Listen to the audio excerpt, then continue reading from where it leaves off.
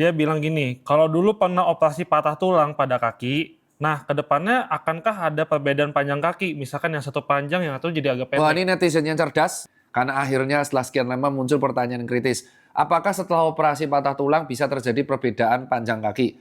Jawabannya bisa jadi, ya, bisa jadi. Dan itu jujur aja adalah urusan dari dokter spesialis ortopedik atau pertulangan. Jadi di sini saya menjawab sebagai dokter umum karena dokter umum tuh harus tahu semuanya secara superficial. Jadi yang pertama adalah patah tulang itu banyak jenisnya. Ya, ada patah komplit, patah total, patah serpihan, patah hancur, patah terbuka, patah tertutup. Itu urusan dokter tulang. Nah, kalau patah tulang tersebut secara komplit, maka bisa dibenarkan dengan suatu hal yang dinamakan operasi. Dan operasi tersebut selalu ada resikonya. Ya, kalau ternyata patahnya sangat luar biasa, jadi misalkan patah serpihan atau serbuk, bisa jadi akan terjadi perbedaan panjang tulang. Nah, tahu nggak yang biasa menyebabkan perbedaan panjang tulang itu patahnya kalau di mana? Di area femur, tulang terbesar. Tapi kalau patahnya komplit cuman gini tok, klek. Nah, ini disambung lagi insya Allah bisa.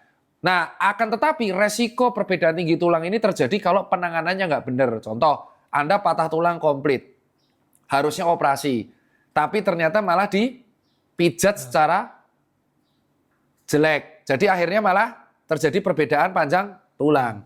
Ya, jadi tukang pijat pun itu kalau tukang pijat yang proper ya, tukang pijat tahu kan pijat-pijat yang proper tulang, itu pun akan melihat ronsen. Kalau patahnya itu fatal, biasanya tukang pijat tuh nggak berani dan akan merefer dokter ortopedik. Jadi pilihlah tukang pijat yang memang proper. Itu yang ngomong sih bukan saya, tapi dokter ASA SPOT. Nah, jadi teman-teman kalau misalnya sudah ada patah tulang, selalu apa yang dilakukan?